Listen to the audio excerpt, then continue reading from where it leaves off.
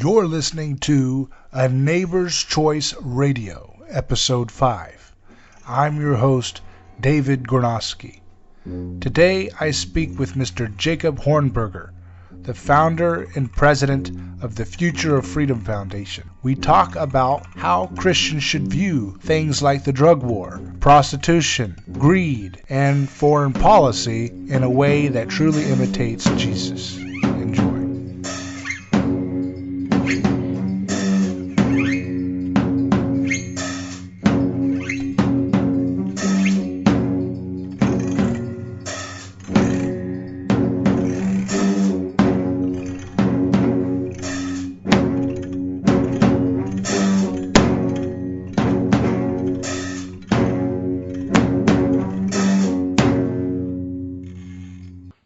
So I started a new project called A Neighbor's Choice, and A Neighbor's Choice is alluding to the fundamental question that Jesus poses to everyone who encounters his life, which is, are we going to love our neighbors as ourselves or not?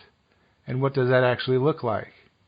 And so I was really struck by your article here at the Ron Paul Liberty Report, on how to reduce violence in America, because it speaks very much to the same topic that I address in my work, which is the idea of non-aggression and non-violence being not passive tools like a pacifism, but rather a constructive way to deal with the problems in our society without compounding them. I like it. I can't disagree with anything you said. Sounds good. You are a Christian, is that correct? Yes. And how did you come to faith, if you wouldn't mind sharing briefly?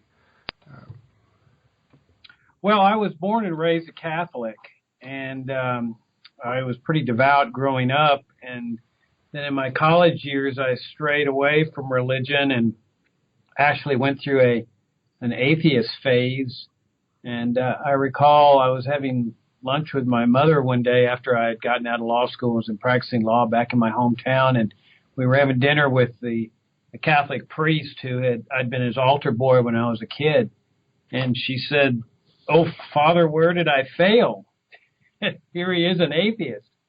And he said, "You did everything possible that you needed to do. The rest is in the hands of God." And sure enough, within a relatively short period of time, Christ came into my life, touched me personally, and the course of my life was now back on track again. And that's where it has remained. That's not to say that I have not sinned over the course of these many years, but always he's been with me, and he loves me and forgives me, and everything's fine at this point. I am now a devout Catholic once again. Oh, great. And so you are very active. You're the founder of FFF.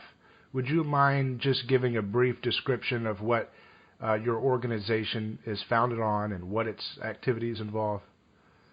Yeah, we're a nonprofit educational foundation, and our mission is to advance the libertarian philosophy, or an uncompromising moral, philosophical, and economic case for the free society. So we take current issues and we analyze them from a libertarian perspective, and we show people that libertarianism is not only a moral framework for a society because it provides for freedom of choice, but also because it's the only practical solution to the many woes that afflict American society. And the reason it's the only practical solution is because freedom and free markets are the only thing that work. All of the woes that you see in American society, I would say most of the woes, are rooted in socialism, interventionism, imperialism, and there's only one solution to that, and that's to dismantle these isms and to have a free society and a free market economy. And so that's what we do. We here at FFF, through articles and books and conferences and speeches and video shows, we show people why libertarianism is really the only way to go, both morally and pragmatically, as far as the future well-being of America is concerned. And what does success look like to you in your endeavor? You've been working on this for how long? This founded FFF 27 years ago. And clearly, over those years, from a political standpoint, a governmental standpoint, there has been no success. It's been absolute failure, and it always gets worse. I mean, with every administration, we think, oh, it can't get worse than this, and then it does. And it surely will. I mean, I would say almost certainly it's going to get worse under Donald Trump. But on the other side, we see tremendous success, and that's in terms of what's happening in society, in terms of people being attracted to libertarian positions. There are more libertarians now and people self-describing as libertarians than ever in our history. I mean, back in 1989 when I started FFF, we held a lonely position as libertarians. And a lot of people had never even heard the term libertarian. Well, today, it's totally different. I mean, people from all walks of life are calling themselves libertarians. The term libertarian is now in the American lexicon. And people are debating and discussing libertarian positions. And now that's not to say that there is a huge mass of libertarians. It's just to say that there is a much larger group of people who self-describe as libertarians. But more important, there are ever-growing numbers of people who are taking libertarian positions on certain issues, even if they don't describe themselves as libertarians. And this article that I've written about violence in America mentions two of those positions, and that's on the drug war, which we've seen a sea change in over the last 27 years in terms of public opinion, as well as foreign interventionism. So on the side of government, there's been failure, but on the side of what's happening in the private sector and the fermentation of ideas and the power of ideas on liberty, there is something big happening. Now, the question is what's going to happen when those two forces collide? And I think we're reaching that point where there's going to be a collision between public opinion in the private sector and the governmental apparatus that doesn't want to let go of the control and money that comes with all of these government programs. What's your greatest fear in all of this as you advance liberty through the public space, through the public consciousness of advancing liberty? What's your greatest fear in all of this? Do you see something that's on the horizon here? Well, I think the biggest, not so much fear, but the biggest concern would be some major crisis that gives the government the excuse to clamp down even further on our freedoms and our economic well-being. I mean, we saw what happened after 9/11, where the government assumed these extraordinary emergency, so-called temporary totalitarian-like powers, like the power to assassinate Americans, the power to detain them indefinitely in military dungeons or concentration camps. And a lot of Americans don't realize that these powers now exist, and they're supposed to be temporary, but they keep saying that the war on terrorism is going to be here forever. And a free society is not judged on whether these powers are being exercised. The free society is judged on whether government wields these kind of totalitarian-type powers. We also saw what happened in the Great Depression, where there was a tremendous economic crisis, and the government used that as an excuse to infringe tremendously on people's economic liberty. For example, the government nationalized gold coins, which had been the official money of the United States for 100 and some odd years under the Constitution. Gold coins were the official money, and the government, using this crisis, simply said, turn it over to the government.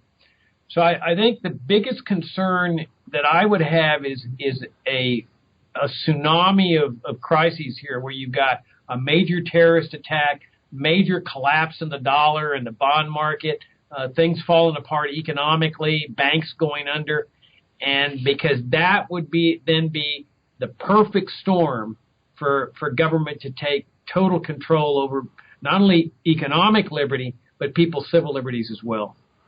So, given the fact that those crises are bound to happen at some point, most likely, to whatever degree they actually come about, if you could, so to speak, have a magic wand and strike down, there's hundreds of thousands of laws against nonviolent acts of liberty in the government today.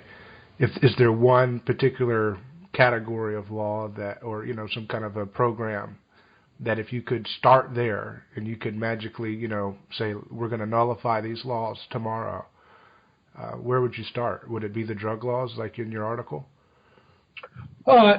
No, they would be second. I think the biggest threat Americans face is with respect to the so-called war on terrorism. Mm-hmm. I mean, these powers, the power to assassinate Americans, the power to arrest Americans and put them into concentration camps without trial and without due process of law, those are total powers that a totalitarian state exercises. And they have along with the NSA, the power to conduct secret surveillance on the American people. I mean, this is the ultimate control that they have, the power to kill us, the power to monitor our phone calls and emails so that they operate as an implicit threat to us that, hey, if you oppose us, we'll disclose your secrets that we've come across in your emails and phone calls and so forth. I think the best thing that Americans could ever do in the short term now is to bring all the troops out of the Middle East and Afghanistan, because there's your root of the anti-American terrorism, which is really the excuse that they use for all of these powers. It used to be the Cold War, that the communists were coming to get us, the Soviet Union was coming to get us, Cuba's 90 miles away. All this Cold War nonsense that was used to employ these powers. And when they lost that, they then turned to foreign interventionism in Iraq and then later in Afghanistan, that then produces the anti-American terrorism. If you brought the troops home today, and they really should, because they've been killing for 25 years and it's been a total failure, it's not going to get any better. But if they did that, then anti-American terrorism goes away. And therefore, they no longer have the excuse for these powers. But longer term, we really need to talk about dismantling the whole national security establishment. The Pentagon, the big standing army, all the foreign and domestic military bases, the CIA especially, the NSA, these have no role in a free society. And so they are the greatest threat to our freedom. And then I would say secondarily would be the drug war, which to me is an absolute model of a direct attack on the freedom and well-being of a citizenry. Well, there's a lot to unpack there. Let's see if we can work on a couple of the items you mentioned. So with the war on terror, one of the things I'm very alarmed about is how quickly and easily the American public gets whipped up into a new frenzy over a new enemy very quickly. For example, with Russia, so I worry about, even if we could have the wonderful thing of bringing all the troops home, look how easily the media has whipped up the half of the population almost into being very worried about Russia, which has the GDP equivalent of like Italy, and has really done nothing to threaten the homeland in any way, shape, or form. And yet, somehow this quickly, because there's a boogeyman that was elected who the media tells us is associated with this foreign boogeyman, somehow almost half the population is very, very, very concerned about this country they know nothing about. They've never been there. They've never broke bread with anybody from there, probably. They don't know how to get there. They wouldn't know how to drink their food, drink their drinks, eat their food if they were invited over for dinner. They know nothing about it, and yet they're because the TV tells them and the internet tells them that these guys are scary. I don't see much further would need to be done to get them to be compliant with an actual act of violence in terms of severe sanctions or war even against Russian interests. So what's going on with, is it our country specifically that has some kind of issue with self-confidence, or why is it that it's so easy to get people whipped up into foreign boogeymen? Yeah, that is an absolutely great point, and you're right. It's part of this complex of issues that deals with foreign policy, and specifically the national security establishment. And you're right. It goes beyond the war on terrorism. That here's the background of this thing. That America starts out as a constitutional republic. That was the ideal of the framers and the founding fathers. Is that we're going to bring into existence a government whose powers are very limited. They're going to be enumerated. First time in history where people had actually expressly limited the powers of their own government. And then they have this charter, the Constitution, that says these are your powers. Now, we all know it wasn't a perfect document, but by and large, it brought into existence a government whose powers were more limited than any government in history. And part of that was the antipathy that Americans had toward big standing military establishments. And you can see the quotes from the founding fathers about how they believe that military establishments are a grave threat to the freedom of the citizenry. And they had experience with it. They were British citizens, and they saw what their own British imperial military forces did to them. Well, the big change came after World War II, that immediately as the war is ending, the people that wanted to convert the federal government to a national security state said, hey, look, we've got a new enemy, which just happens to be our partner and ally, the Soviet Union, and it's the new boogeyman, as you put it. It's worse than Nazi Germany. It's going to come and take over, and the communists are coming, and Russia's coming, and Cuba would come later. But they built up this fervor, as you point out, through indoctrination. This was the official enemy, communism in the Soviet Union. And so those of us that lived at that time, I mean, we put up with all this stuff that we hear today about the terrorists and the Muslims and now the Russians. We heard it all about the Soviets. The Soviets were coming to get us. And that was the official enemy, and they thought it would last forever. And they used that official enemy to create what is called a national security state, which is a direct contradiction to a limited government republic. I mean, they fundamentally altered our government. They put in a huge military establishment headed by the Pentagon with military bases all across the country, sort of like forts. Like, in the 1800s, forts were designed to protect cities from the Indians. Well, they've got forts all across America right now and all over the world. And then they started intervening around the world with regime change operations, destroying democratically elected regimes to put in their own people. But then suddenly they lost this official enemy with the end of the Cold War, when all of a sudden the Soviet Union just says, we're going away. We're going to get out of Eastern Europe, East Germany. Germany can now unite. We're pulling back. We're ready to make friends. This caught them off guard. And so for a while they were panicking. They were saying, people were talking about a peace dividend. And the Pentagon, the CIA said, well, no, you don't need to do that. There's other things we can do. We can fight the drug war, and we can help American businesses overseas. But what they finally did was they intervened in the Middle East, and they produced the anti-American terrorism that finally generated 9/11. So they had a new official enemy. But they can tell that that's now fizzling out because people are getting tired of what's going on. So they're now reverting back to their old official enemy, the Soviet Union, or in this case, Russia. And they keep NATO in existence after they had promised the Russians they would dismantle it. They moved NATO all the way up to near Russia's borders with Ukraine. They're threatening to put American missiles right there. I mean, everybody knew what the reaction of Russia would be. It would be no different than if Russia were putting missiles in Cuba. We know what the reaction would be. And there, you can also see this pivot toward the South China Sea, where they're ginning up crises against China. They need these crises to generate the need for the national security establishment. And that's why I said earlier, the real solution to this is dismantle this establishment and the CIA and the NSA and restore a limited government republic to our land.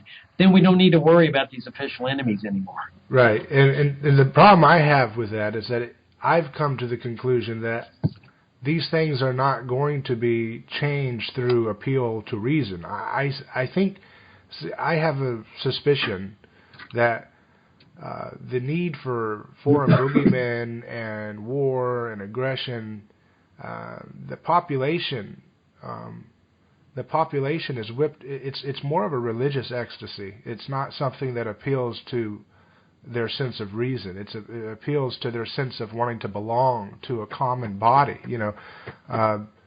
Jesus in his church, he said that you will be my body on earth. But 2,000 years later, I think he was touching on something, which is that humans, they want to have a kind of transcendent body that they can be a part of. They can lose their sense of self in and feel as if they're a part of something bigger than themselves.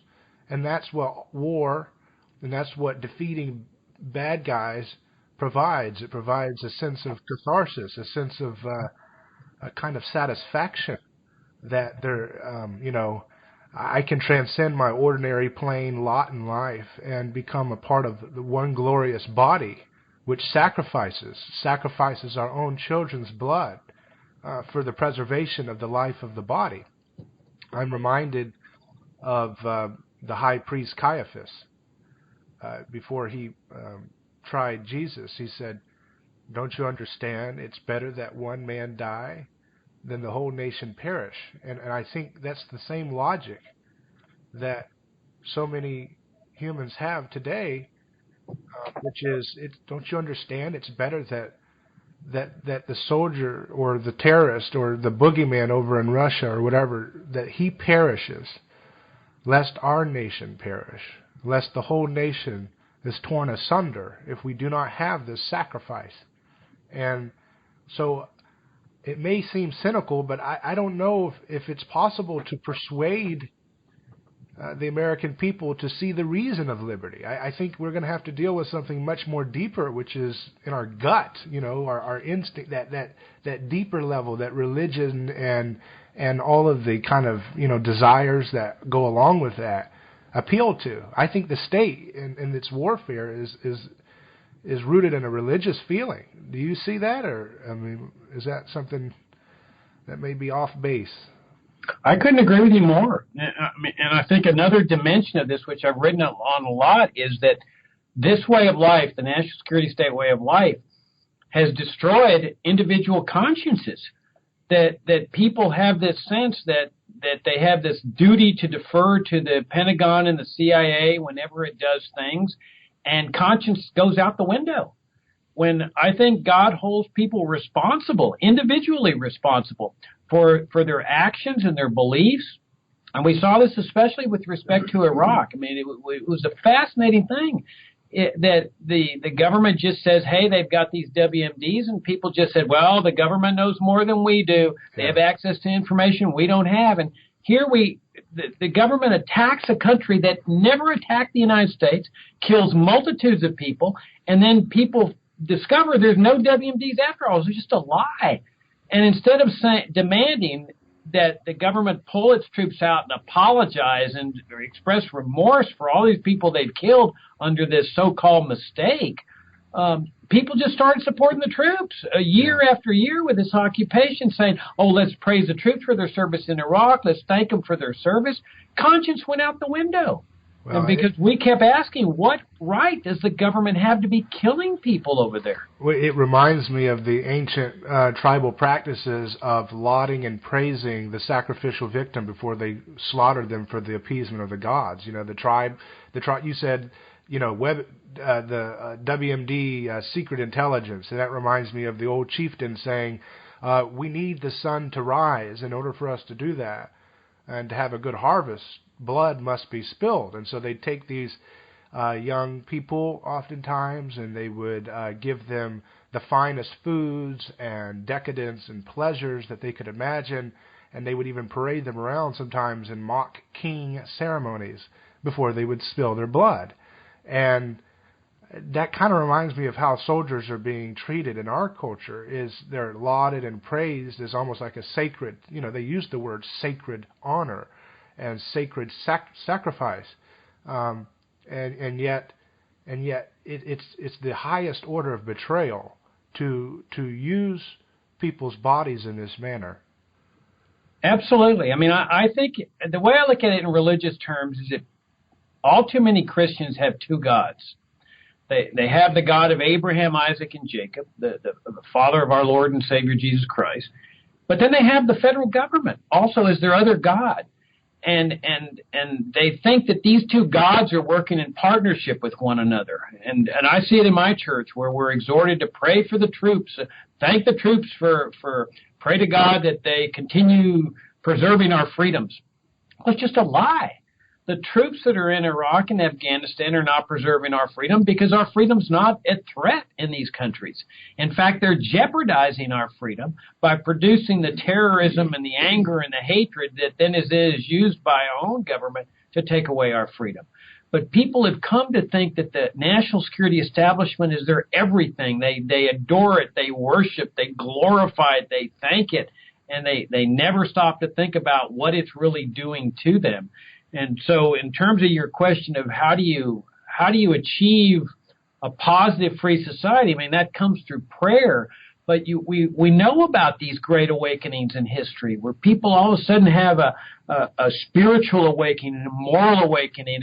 And I think that's the key to this. I really don't think – I think prosperity and economic stability is a powerful argument that if you got rid of all this junk, you could get rid of the income tax, like Americans lived income tax free for more than 100 years. This is a solution to prosperity. And I think the pragmatic argument is a powerful one for some people. But I think ultimately what's going to turn this thing around is a great spiritual awakening in America where people finally say, you know what, this is wrong, what we're doing here. And we need to correct it, and we need to pray for God's guidance on how we achieve that. And if that awakening comes, I think the world's going to stop dead in its tracks and marvel at what the American people are starting to accomplish. Yeah, I mean, I'm just reminded 70-something% of Americans say that they're Christian, and that word Christian, it means follower or imitator of Jesus. And it just baffles me that why are church leaders not teaching what it does it mean to imitate Jesus? I mean, I can look at the quote, Jesus says, do not resist an evil one with violence. You know, it says turn the other cheek.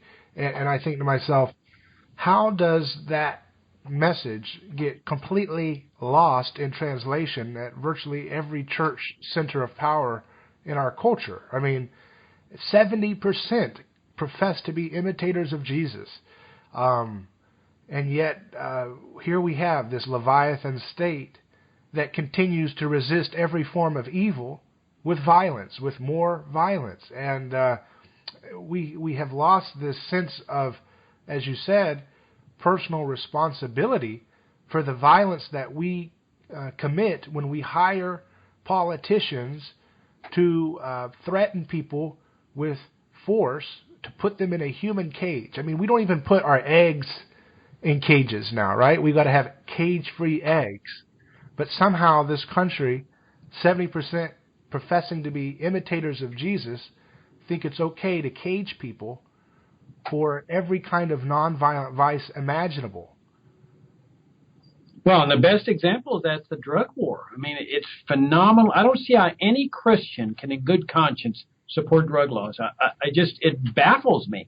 Here you have people that are suffering from a drug addiction or who simply are using drugs recreationally. I mean, we may disagree with that. We may say, look, I really don't think you ought to be drinking that booze, or I really don't think you ought to be smoking those cigarettes, or I really don't think you ought to be smoking that dope. But what authority do we have to initiate force against someone who's living his life in a way that the rest of us disapprove of? I mean, this is something that we ought to be showing care and compassion for to our fellow human beings, especially those who are addicted to drugs. Instead, all too many Christians just say, let me turn the problem over to Caesar. Let Caesar initiate force against these people for exercising decisions and choices that we disapprove of and put them in jail for 20, 30 years of their life. I mean, this is an incredible thing for me, that any Christian can honestly say that this is what Jesus would want, to take people who are suffering from drug abuse or that are using drugs illegitimately or whatever and say, let's put them in jail for any period of time. That's a phenomenal thing to me. Yeah, it is to me as well. I think I have the same priority set as you, actually. I think I agree that the nation building, the empire, is the first thing that we need to call repentance for. And then the second I would do is the priority on the drug war, because it's almost insane how barbaric we still are about these things. And I ask people to imagine when they sit on a jury situation, and they're dealing with someone who's going to be tried for a nonviolent offense, whether it's driving with a suspended license or drug use or selling drugs or whatever. And I ask them to imagine that instead of you just saying guilty and then going home to watch the TV and football, imagine that you actually carry out what you're doing. Imagine that you carry that individual's hand into the cage and that you lock the door behind them. Imagine that you know and you see that you're placing this nonviolent sinner, so to speak, into a cage with actual violent offenders, people who are very hardened by antisocial activities. And you're putting them in a cage in where they cannot adequately defend themselves nor flee the area. And you know that. And you see that person's face as you lock that door behind them in that cage with those violent people. And then imagine that you watch and see all of the things every day that this person may have to deal with. Even if there's just a 10% chance for assault. Imagine that you yourself had to oversee and watch this kind of stuff happen. Now you're really being accountable to your neighbor when you say guilty. Throw them in the cage. And when you show people to walk through what they're actually doing, I have found it very interesting. People are repulsed. People who would, at first in the discussion, tell me, oh, no, keep the drug laws.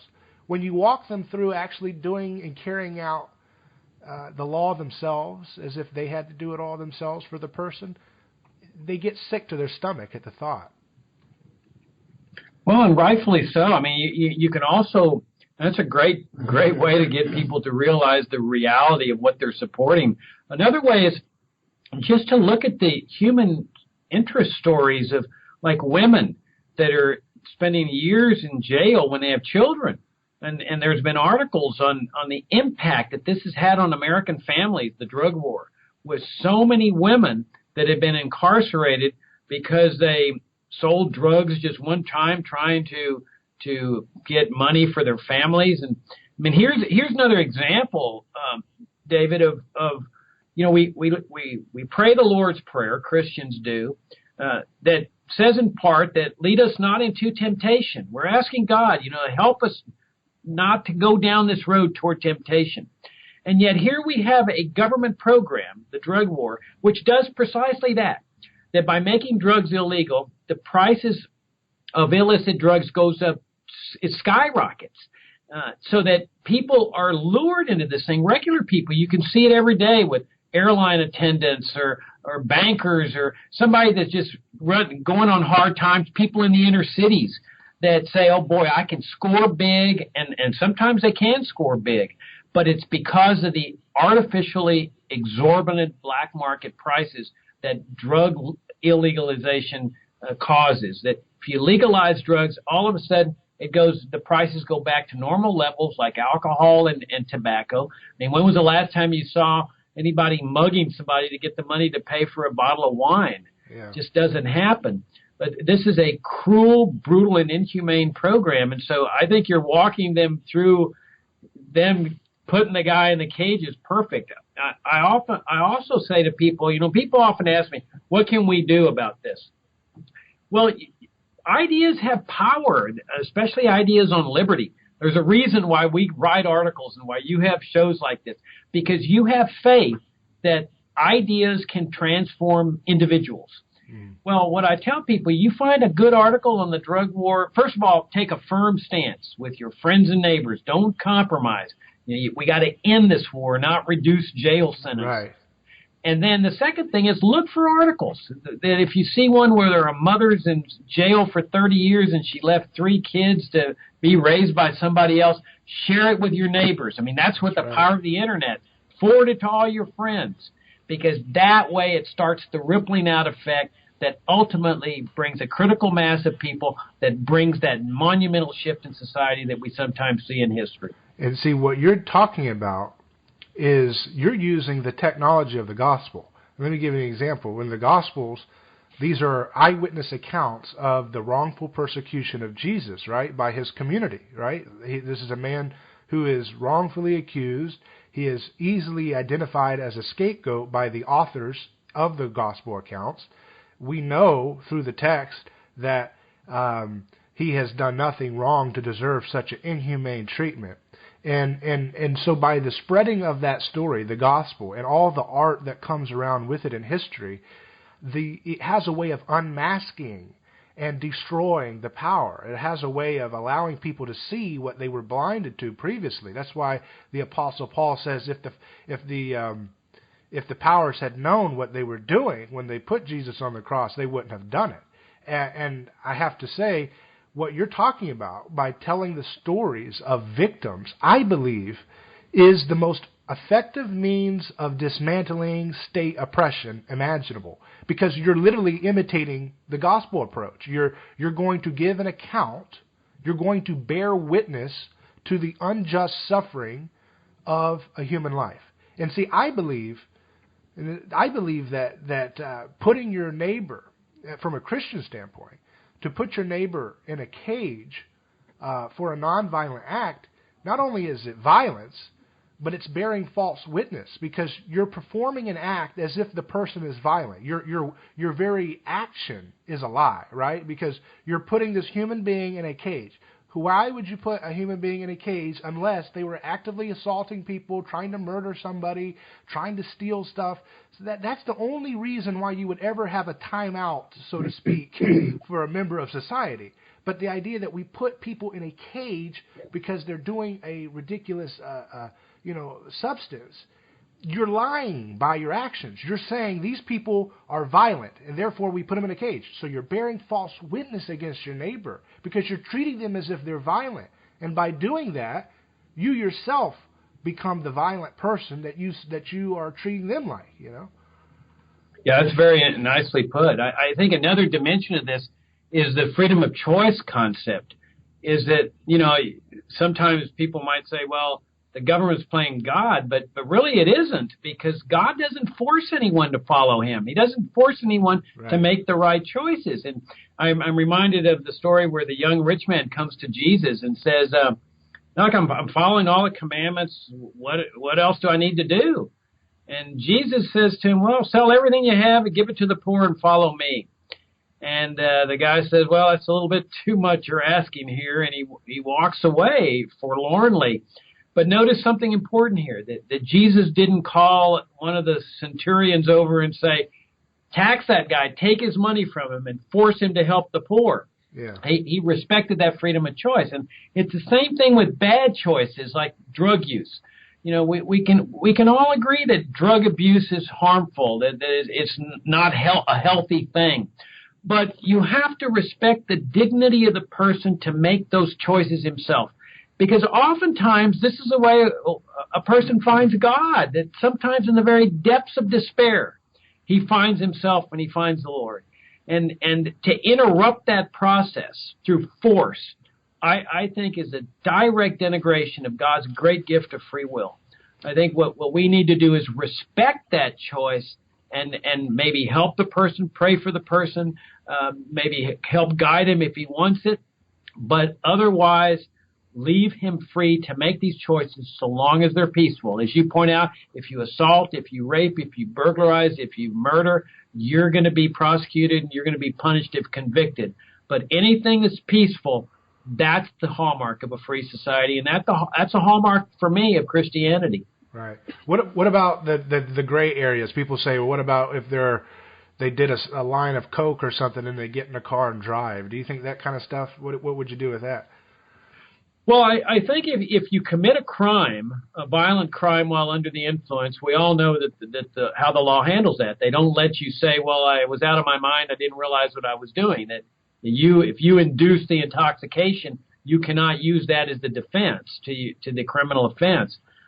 Driving while intoxicated laws, I go back and forth because I'm one of those who believe in privately owned streets and highways. I think if they were privately owned, the owner would decide who drives on on his roads and under what conditions, and Right. there you wouldn't have this problem with what the state should be doing to run these socialist enterprises. But yeah, I think that if you commit a violent crime, that's where the state needs to come in. But otherwise, the mark of a free society is whether people are free to engage in peaceful conduct. And the state not only leaves them alone, but the state protects the exercise of that choice. Right. For example, I mean, people reject God. They don't go to church. They don't send their children to church. Some of them even worship Satan. I mean, the last thing we would want is for the state to interfere with that process and force people to send their kids to church every Sunday or to go to church every Sunday. We say no, that the mark of a free society is people make these choices themselves. The same thing applies with respect to what people ingest, that we have to mark out this area of dignity for a person, that just as we leave him free to decide whether to go to church or not, we leave him free to decide what he's going to ingest or not. Do you think that drug consumption would go up if we legalized everything? That's an interesting question. I'm indifferent to it. It might. I mean, I doubt it, because I assume that there's some people out there that might be saying, boy, if only drugs were legalized, I'd start taking them immediately. I don't think those people really exist. I mean, maybe I haven't heard of a bunch of people flooding into Colorado to smoke dope that hadn't smoked dope before, that said, hey, here's our opportunity. But if they did, that's, again, what a free society is all about. You have a right to do this. Now, here's the interesting question, David, is why are so many people, tripping out on drugs? Why is it that they feel this need to ingest mind-altering substances to make themselves feel better and so forth? I mean, here we have a society that purports to be a free society. Well, why are so many people feeling the need to do this? Mm-hmm. And especially, the state takes control of children when they're 6 years old. Most people are in these government institutions we call public schools for 12 years. And so the state has total control over them for all this time of their lives. And they come out with a society that's over here taking all these drugs. What's going on here? Well, I think there's a deeper level taking place. And that's really the fundamental, ultimate question is, why are so many people ingesting mind-altering substances? And I think, of course, there's always the family of origin issues, growing up in a dysfunctional family and so forth. But I think there's a larger thing taking place, and that is that when you live in a society that is not free, that you think is free, I think it develops mass psychosis that ultimately manifests itself with drug addiction. And we saw this in the Soviet Union, where there was massive alcoholism because socialism produces despair in people and hopelessness. And I think that's what's been going on in America, but aggravated by the fact that people don't realize they live in a socialist or an imperialist system because they've been indoctrinated into believing they live in a free society. That this was encapsulated in Johann Goethe's quote. It's one of my absolute favorite quotes. He says, "None are more hopelessly enslaved than those who falsely believe they are free." And I think that sums up the plight of so many Americans, that they honestly believe they're free when they're not, and they're living in this screwed up, dysfunctional society, and that they think is freedom. And I think this is what's producing a lot of the mass psychosis that ultimately people say, I'm going to take drugs, I'm going to do things harmful to myself. And ultimately, there's a big suicide rate, too, where I think a lot of young people say, well, if this is the best there is, if this is really freedom, I'm checking out. So it's a severe form of cognitive dissonance. It's not matching up with what they know to be true or what they believe to be true, and so they're finding another alternate reality to try to cope with it. Exactly. What is the what about the I'm trying to think about how to say this. What about the idea that it, like you said, it's something that their peers do? There's a study. Did you hear about the study where there was these mice, and they put in a water bottle that was laced with cocaine? And I don't remember the exact specifics, but apparently, if the mouse was in a bad social environment where there was no attachment to. There was no other mice around him for companionship. The mouse would choose the cocaine-laced water versus the regular water. But when the mouse had a companion and had something to bond with another mouse or what have you, the mouse would choose the non-tainted drugged water. So the idea that the environment does shape a toxic reality that people live out, and that's what you're seeing with the drug war. That's exactly what I'm seeing, and I mean, the reason I analogize to the Soviet Union is that, okay, everybody in the Soviet Union knew they lived under a socialist system, and there's this massive alcoholism, and I think the same thing's happening in America, but like I said, with the exception that in America, they don't recognize it as socialism or interventionism. They think it's freedom.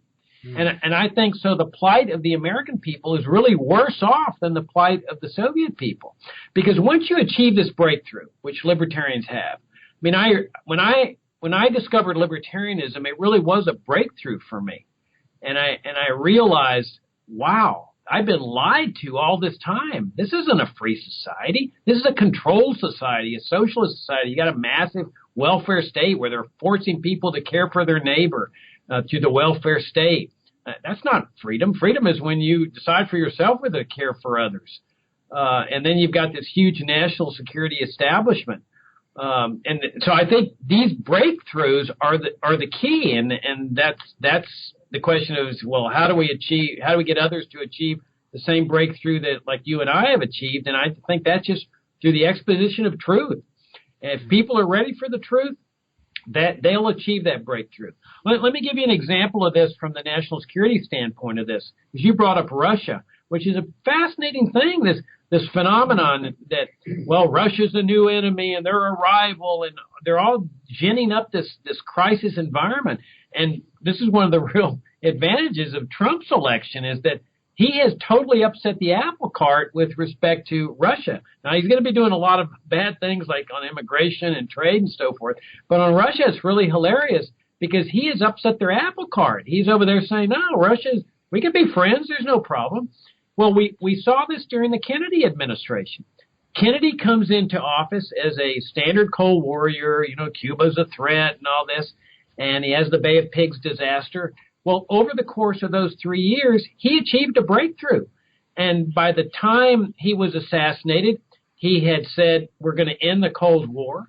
He delivered one of the greatest speeches in history at American University in June of '63, his famous peace speech, where he said, there's no reason why we have to look at the Soviet Union as enemies. They may have a different ideology, but we can live peacefully and coexist with them. The same way, for example, the United States and Vietnam are living today. Well, that breakthrough is not shared by the national security establishment or by many of the American people, especially those in the right wing. And so it didn't prevail. But I think we have a chance to achieve that breakthrough today. I think there's a lot more people today that are saying bunk on this ginning Russia up to be a big official enemy, as well as this drug war thing. I mean, look at what's going on in America. 27 years ago when I started FFF, the number of people calling for drug legalization was extremely small, and they were practically all libertarians. Today, the issue's on the table. You've got states thumbing their noses at the feds by legalizing marijuana. You've got people in public opinion polls, well over a majority that want marijuana legalized. I mean, this is an incredible shift, and I think the collision is coming very quickly on the drug war because the drug warriors have no more arguments left. So that's where the power of ideas come in. That's where my hope comes in, that people really can achieve breakthroughs, and it's our job to help them do that by speaking the truth. Well, yeah, you summed it up well. I just hope that what I hope to try to initiate is a new discussion for those who, whether they're secular or religious, but consider themselves fans of Jesus, that want to imitate Jesus. You know, there's some people that they're not sure about whether he's God or whether he's Son of God or all these other doctrinal things, but maybe they're atheists, maybe they're agnostic, but they really love the person of Jesus. And then there's, the millions that are professing to be Christian. I want both groups, so to speak, to come together and look at Jesus's life and see that it is a way of ordering society in voluntary, self-emptying mercy, not violence as the glue that holds us together, but mercy and forbearance with one another's freedom. That's what Jesus instituted with his message, and he embodied it. He didn't just teach it, he embodied it with the way he acted and the things he did.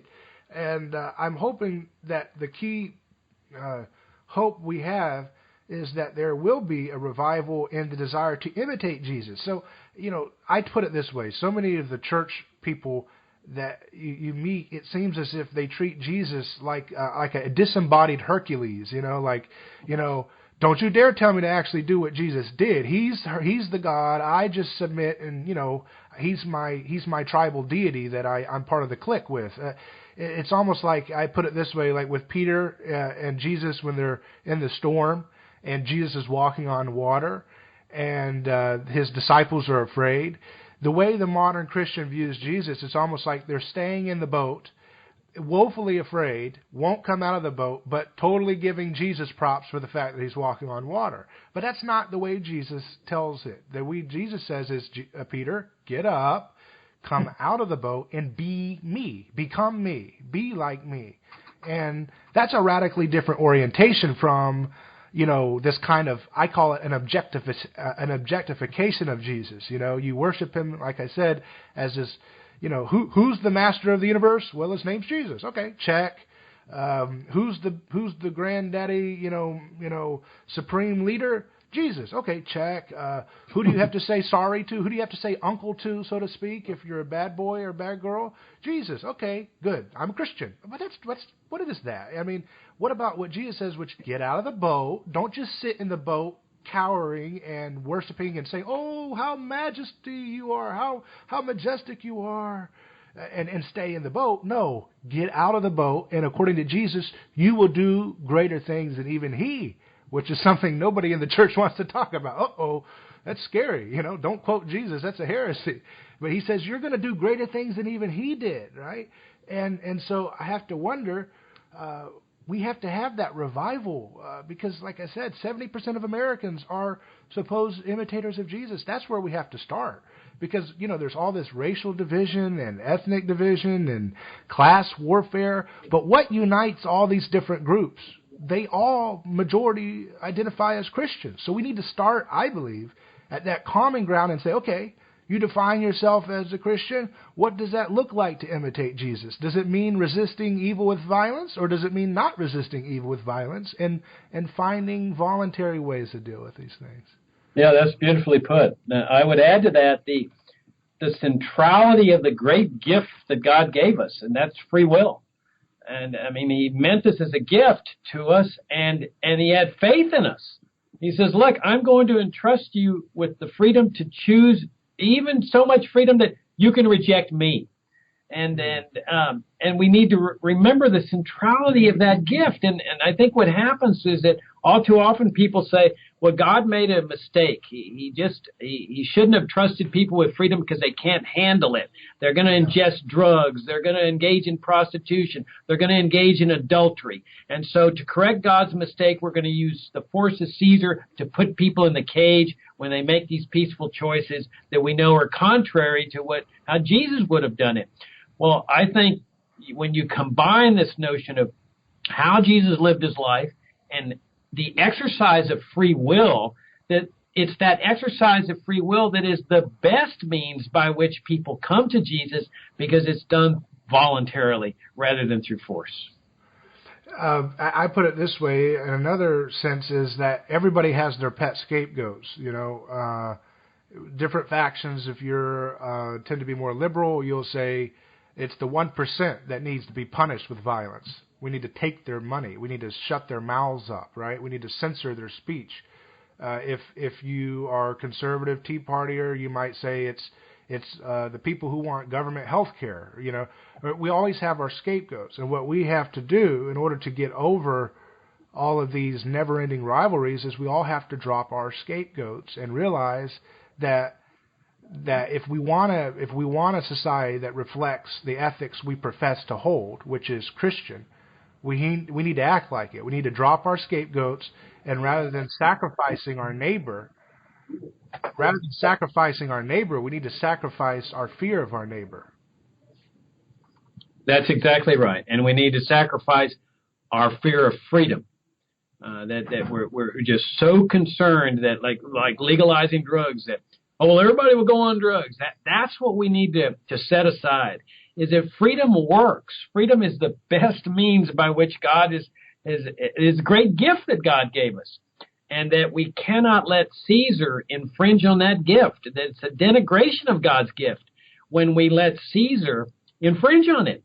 That we need to put Caesar in its right place, and that is his place is to protect the exercise of choice, punish those who are initiating violence against others, robberies, rapes, and so forth.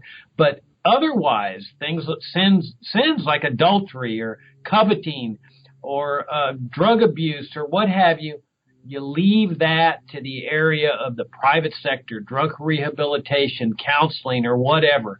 But you leave Caesar out of that, or more appropriately, Caesar's job is to protect the exercise of those choices, even when they're contrary to what we think God would want. We have to protect that choice one way or the other, so long as it's peaceful.